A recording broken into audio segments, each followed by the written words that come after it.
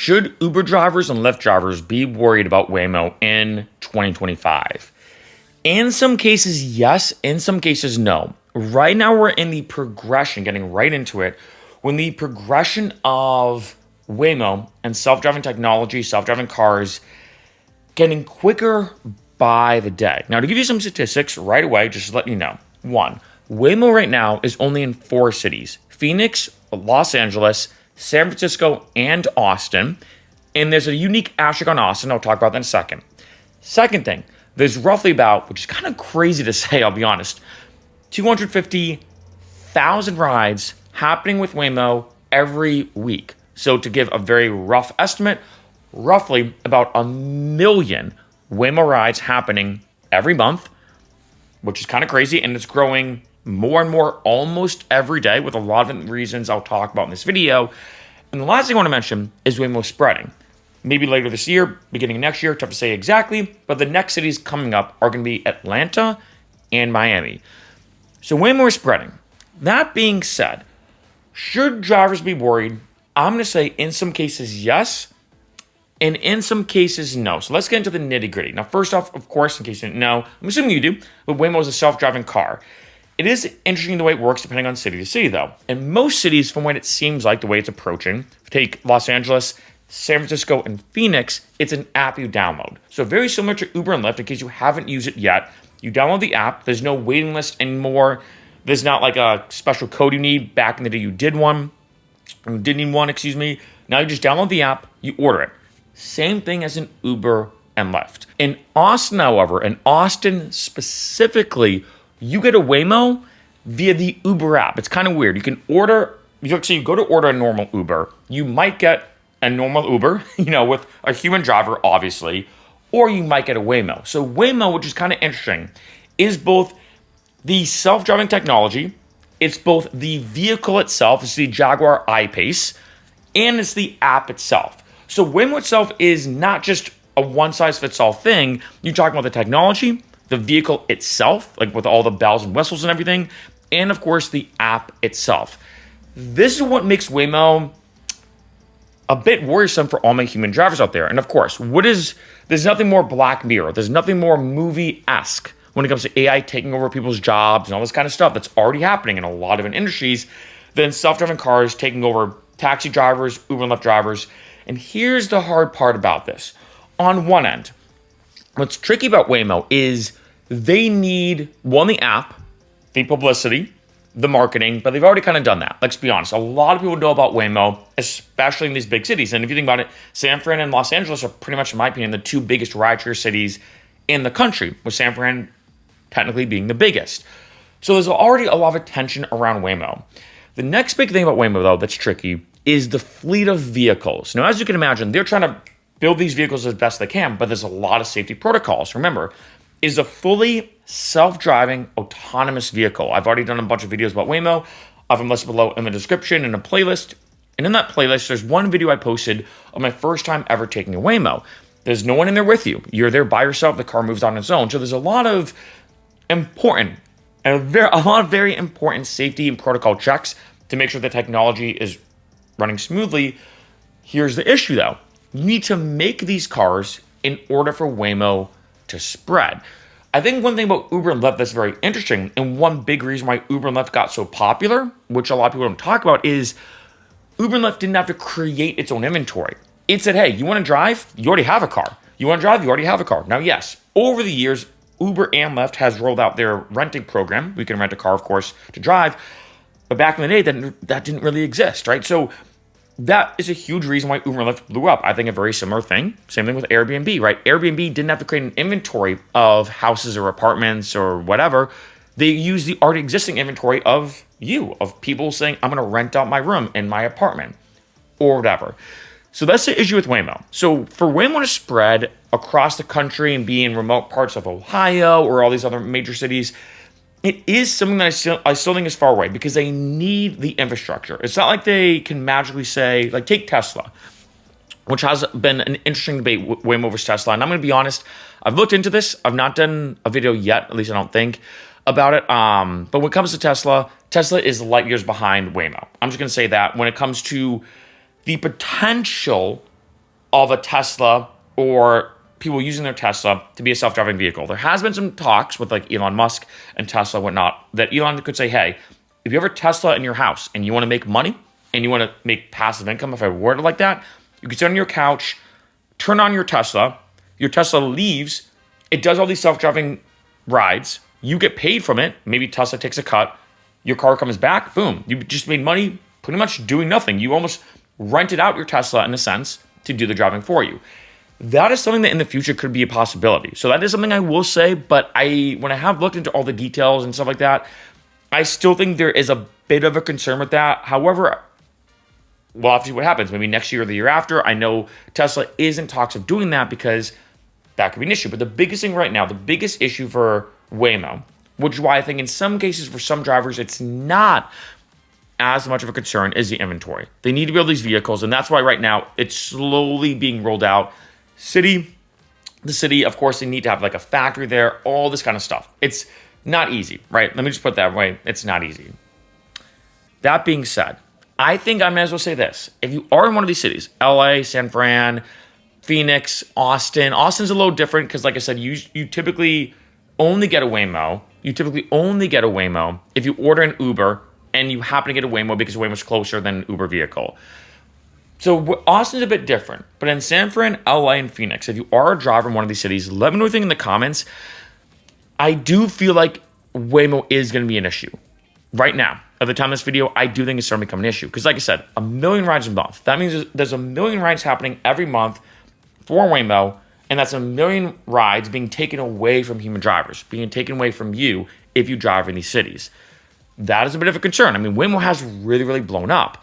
Another thing, like I've talked about in a couple of videos previously on Waymo that I posted, I think it was last week, and this blew my mind, I'll be honest, that OB, which does a lot of like statistical analysis given how much ride shares cost, whether it's Uber versus Lyft versus Waymo, has stated that on average, Waymo is typically more expensive than both Uber and Lyft. Now, in my personal experience, like I mentioned in a few videos, I find it's maybe 30 or 40% of the time Waymo is actually cheaper. And from my perspective, I'm being like, dang, if Waymo is getting cheaper and cheaper, more people care about spending the least amount of money they can. That's going to be a huge hit to human drivers. But what they found through meta-analysis is that people are willing to spend more money to be in a Waymo and take that over Uber and Lyft. Even though the Waymo is more expensive, people are willing to do that. And I'll be honest, I think if you look at Uber versus Lyft, let's take that, most people don't care. They're like, is Uber cheaper? Is Lyft cheaper? Let's do that. When you add Waymo into that equation, people are saying, hey, I would spend the extra $5 or $10 to take a Waymo. And you have to ask yourself, is this now a confliction for human drivers? Because before I thought, which causes this kind of double-edged sword, I think on both ends, or a double negative. At first I thought, oh, well, if it's cheaper, of course people are going to take it. But it's like, okay, if it's cheaper, people are going to take it because it's cheaper. But if it's more expensive, people are still going to take it because it's a Waymo. This is causing a huge issue for human drivers. And I think the big thing with a Waymo, I think for most people, is you're like, hey, I don't have to interact with a human. If, let's say you're, and if you look at Phoenix, yeah, but like especially LA and San Fran, you're talking about people having a lot of money. So maybe they don't care about an extra $5 or $10 charge compared to Uber or Lyft. They might not care. Two is you could do work in the car. Maybe they have business calls, they have conferences, maybe they just want to be alone. And they're like, hey, I'd much rather have the freedom and flexibility to take a Waymo and take a call if I need to, or I just want to relax. I don't have to deal with a human driver. Another thing is there's been a lot of statistics, a lot of reports, like I've mentioned in other videos too, that Waymos are statistically speaking safer. Less traffic violations, less accidents, less injuries related to those accidents. It is 100% true now. Love it or hate it. I'm not saying Waymo's perfect. There have been like different people who have hacked the Waymo algorithm, and Waymo's far from perfect. But in general, statistically speaking, right now, you are way safer in terms of your health taking Waymo than an Uber and Lyft. You're way safer having a Waymo take you from point A to point B than having a human driver take you from point A to point B.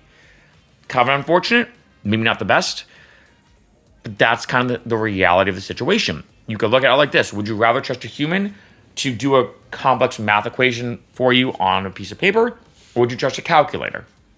That's kind of the situation we're living in right now. And then I think when you combine this with one thing I've talked about every single year I do a video like, should you drive for Uber and Lyft in 2025, 2024, 2023? I do these every year, these yearly things.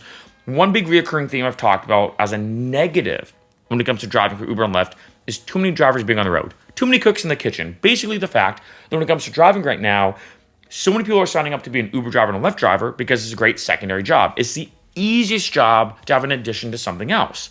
And if you think about it right now with the way the economy is going, right now with the way things are not going the best, a lot of people are saying, hey, I need a second job. What better second job than Uber and Lyft where it pays decently well, I have instant cash outs, and I can drive whenever I want.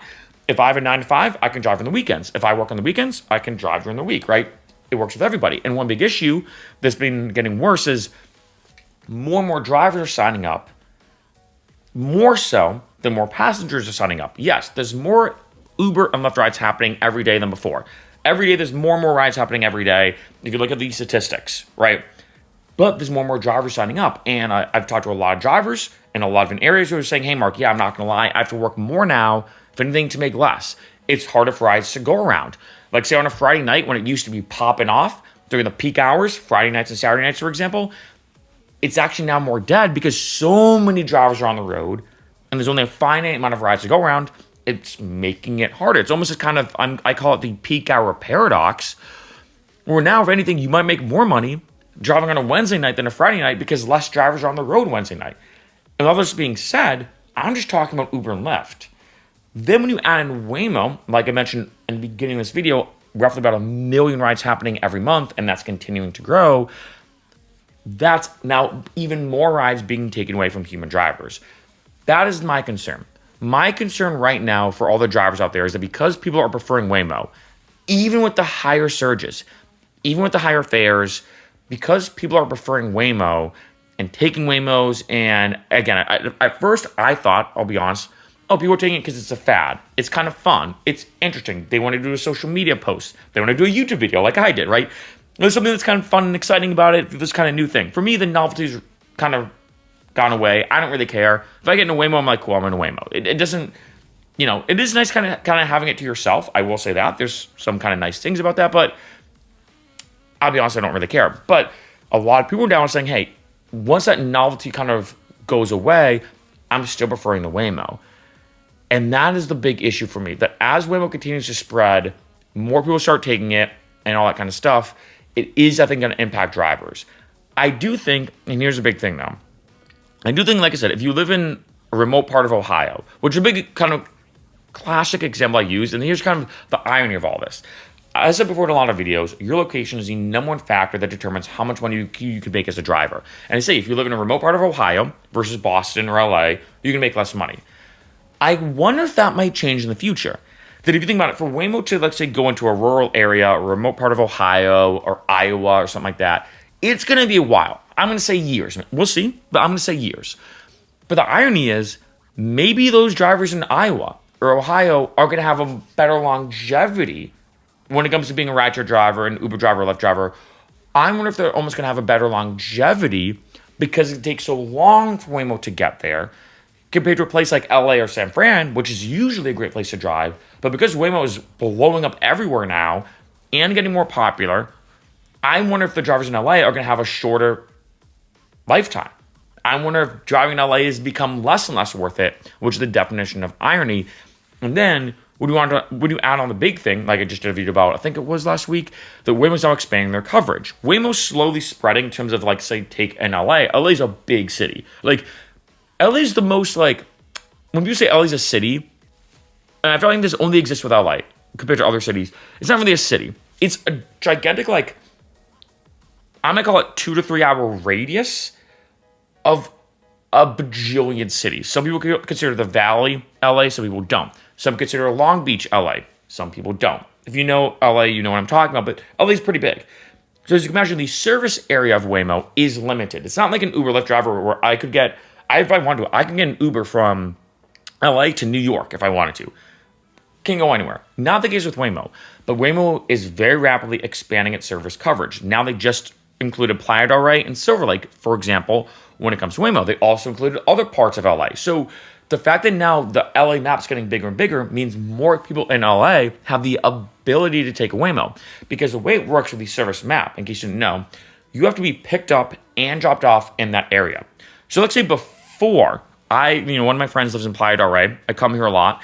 And let's say before I wanted to go from Culver City to Playa del Rey, 2 different spots in Los Angeles. Well, I could get picked up in Culver City, but I couldn't be dropped off in Playa del Rey, so the app would not let me order that Waymo. So that's a big thing to keep in mind. Now, though, because that service area is getting so big in LA, you can go from the tip of Playa del Rey to like the tip of Silver Lake, even maybe Glendale. Pretty far ride. Last time I checked, that ride, which takes about an hour-ish, it would take us about $70. So take that as you will, but that's the thing. Waymo's spreading very rapidly. So at the end of the day, do I think drivers should be worried about Waymo in 2025? I'm going to say for 90 to 95% of drivers, no.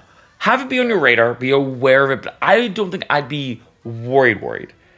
But if you live in the cities of Los Angeles, San Francisco, Phoenix, or Austin, and soon to be Atlanta and Miami, I would be a little concerned.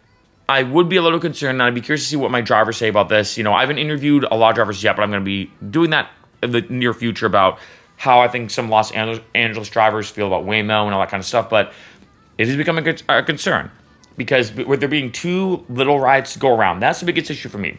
Too little rides to go around, and there being too many cooks in the kitchen's already an issue.